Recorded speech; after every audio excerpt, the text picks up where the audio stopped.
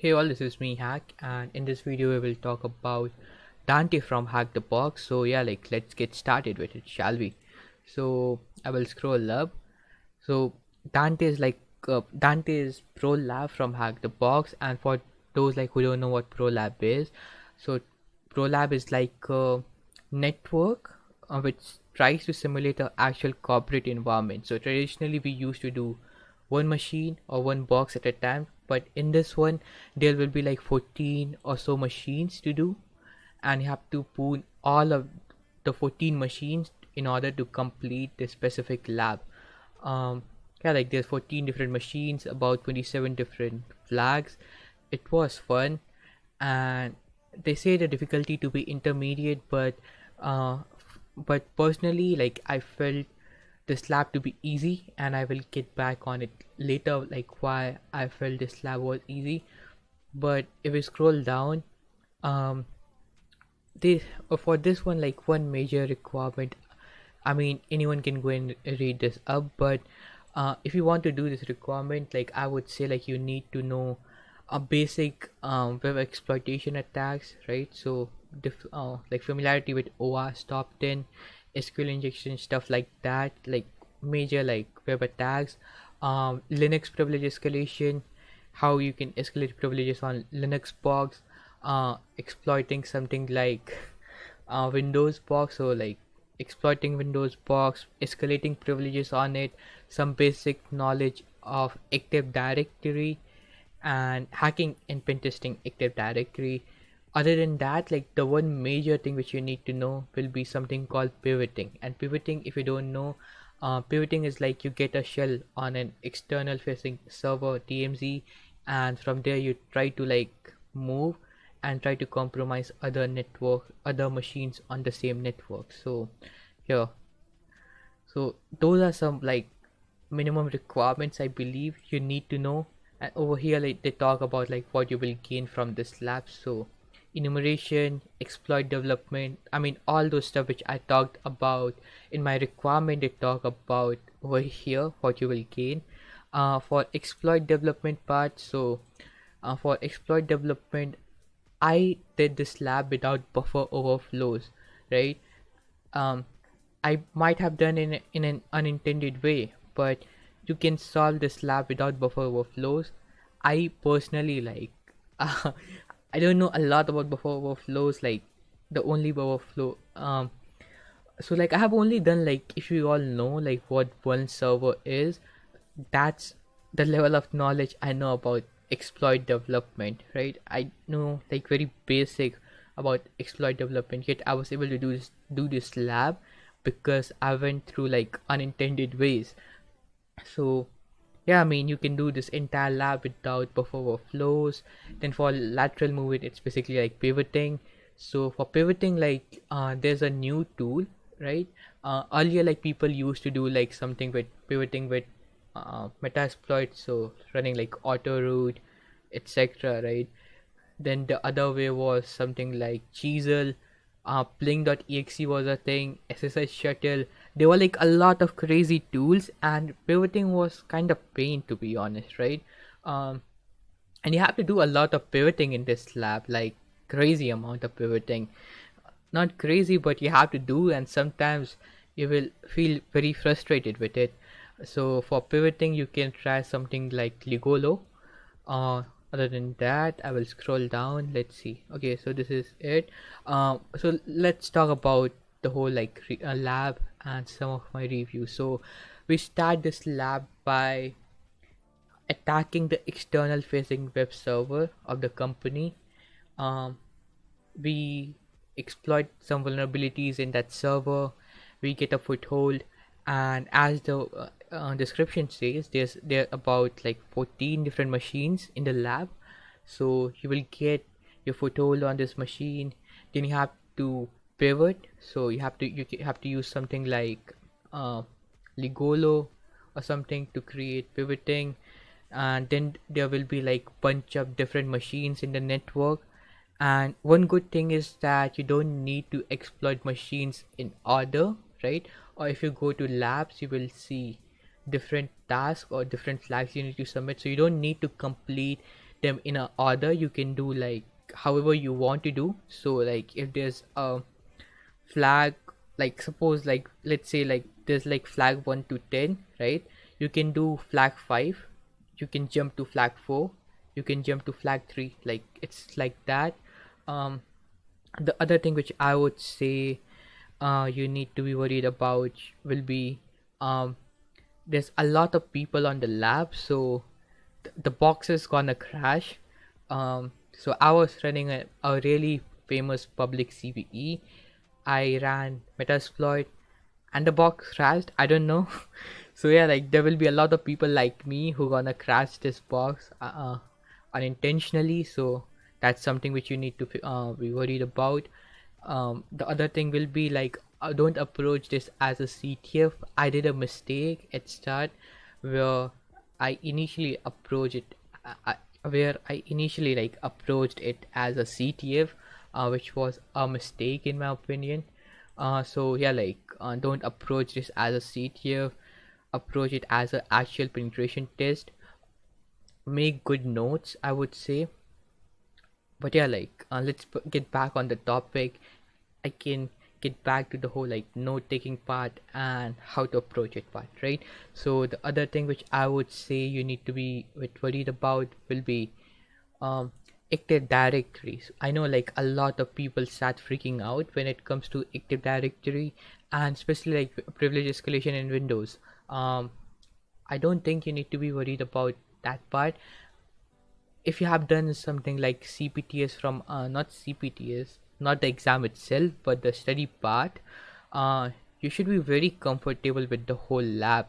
So yeah, like if you have done like Windows privilege escalation module from Hack the Box, you should be good to go. If you have done something like if you have done something like attacking uh, active directory module from Hack the Box, this lab will be like very easy because there's not a lot of like um, active directory attacks in this particular lab. um, I mean, you will see some Active Directory labs, Active Directory attacks, I should say, in this particular network, but they all are like pretty easy in my opinion. I can go back and show you those modules which you need to do. So on Hack the Box Academy, what you can do is like I will search for, um, let me go to parts, job role part, and there should be penetration tester part. Again, like I'm not, this video is not sponsored. Though Hack the Box can sponsor me. I don't think they will do. Okay, so you have to do this module, which is active directory enumeration and attack module. For I first don't think you need to you need to know like all those active directory attacks mentioned in this particular module. You just need to be comfortable with active directory and basic attacks. And then there is like also like Hack the Box has like pivoting, tunneling, and port forwarding module. Again, the tools and technique which they talk about in this particular a module, you can do this with Ligolo. And if you want to learn Ligolo, like you can go and check out, there's a really good video from John Hammond, you can check that out. So yeah, like just like watch some video tutorials on YouTube, maybe from John Hammond, read some blog post about Ligolo, and the pivoting part will be really easy. Like it's crazy easy with Ligolo. Like you can do double pivoting, triple pivoting, whatever type of pivoting you want to do. Like Ligolo can make your job, like Ligolo NG, I should say. Ligolo NG will make your job like a lot easier. Then there is a module called Windows Privilege Escalation. You can do this module if you're not so comfortable with escalating privileges in Windows.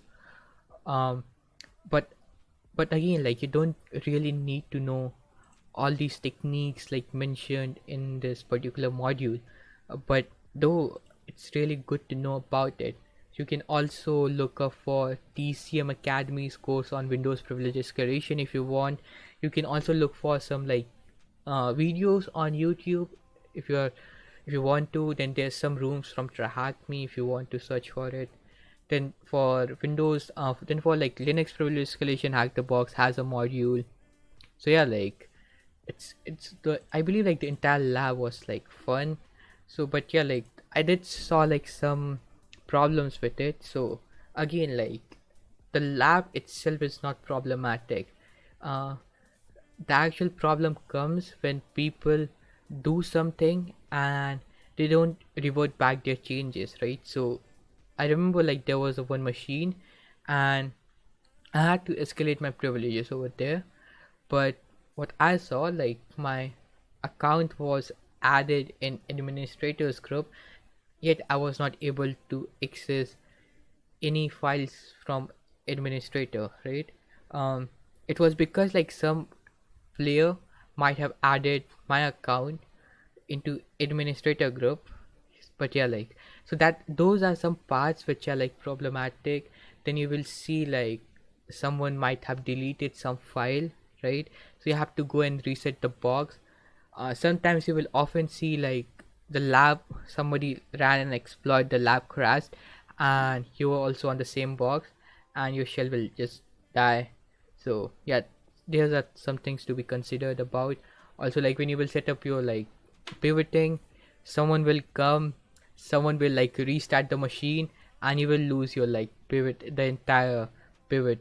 So those are some parts which are frustrating, but again, they are not the problem of hack the box. It's player, like it's the players like who are doing this.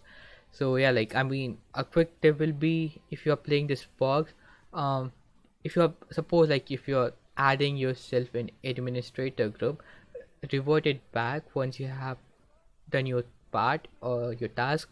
The other thing which you can do is like try to look up for other ways, like can you get a reverse shell rather than adding your own user to administrator group, right? um the other thing will be, yeah, so like let's talk about buffer overflow, right? I mean, there was a lot of hype around it, like hey, you have to do like buffer overflows, gonna be crazy, right? But the lab itself is like too old that you can exploit it in like multiple unintended ways. So so I saw a file, something, I don't know. Like I was talking to a person, right? So I told him like, hey, I mean, by the way, like for full disclosure, like he has already done the box, so we were not cheating. We were just talking about the lab. So I told him, hey, like dude, I did it this way, and what you did, that person did this lab a year ago, something. So he told me like, hey, like I exploited a binary, a buffer overflow to get a root or something. But I told him, man, like I exploited in completely unintended ways. So yeah, you can exploit, you can complete this entire lab without buffer overflow if you know like how to exploit unintended vulnerabilities. By the way, there are a lot of unintended vulnerabilities which you can exploit. The other thing will be like the whole lab is like so easy. I mean, the buffer overflow was the only part, I believe, which made the lab kind of hard, buffer overflow and pivoting. Other than that, this is like a traditional, I don't know, like I have never done OSCP, by the way. I have only heard about it. So in OSCP, I have heard that there's public CVEs or something, right? So this is something similar to that. Is it realistic? I don't think so, because I have never seen a public CVE like being exploited on an actual engagement. But yeah, like it's a lab, it's a really nice one lab. If you're just starting out, go ahead and give it a try. And yeah, like should be fun. Also some quick tips on taking notes, right? I will add a picture. I can't show the full notes, obviously, right? Otherwise hack the box will ban me.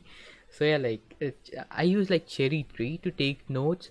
I have seen like um so yeah, like earlier like I was using obsidian to take notes, but uh I saw a Twitch. I saw a stream from Tyler Ramsey, and I saw like he was using Cherry Note. So yeah, like not Cherry Note, Cherry Tree, right? Oh wow, I'm messing up with the names. So yeah, like I saw his stream, he was using cherry tree, and I kind of started liking it, right? So I did. So I took my entire notes in cherry tree, and the best part about cherry tree is like it's in a hierarchical format, so you can take notes however like you want to, like in a hierarchical formats obviously. The only problem with obsidian which I saw was that um obsidian is like too like distracting for me, right? So rather than taking notes, I often go like, hey, let's change the color, uh add this color, make it look beautiful. But I don't know. The other problem with obsidian which I saw was that I was not able to maintain long notes in a clear format. Again, this could be more like hack issue or me issue, um, rather than a problem with obsidian. But whenever I used to take screenshots, it would be like added in a specific, in a same folder, whereas I want that screenshot to be added in a particular folder. I don't know how to solve that problem. The other problem with obsidian is that um, there's a lot of problems, like if you're exporting it out, there will be some problems with the screenshots. So that's a major problem. Till now I haven't really exported my notes from cherry tree, so I don't know like what's the thing with it. But I've heard that cherry tree, like you can export in a cdb, which is cherry tree database. I don't know, you can export in that format and you can use cherry tree to read that part. But yeah, like I would say, take good notes, like take really good notes.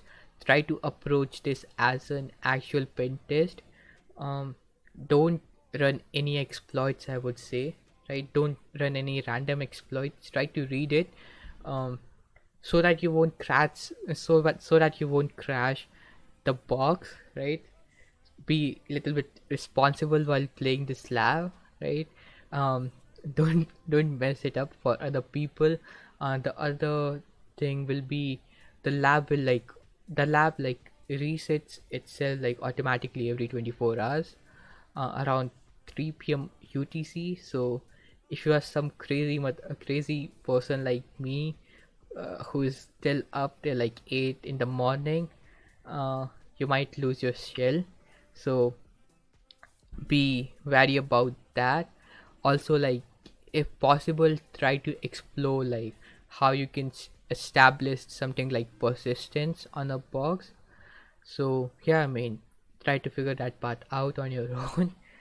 Yeah, that's all I had to say. It was a decent lab. It was easy, and it's a really good starting point if you're starting out, because rather than like putting one traditional box, it's better to get some taste of an actual pen test and how it happens, right? So it was a nice pro lab, and yeah, like have fun with it. Thanks for tuning in, and bye.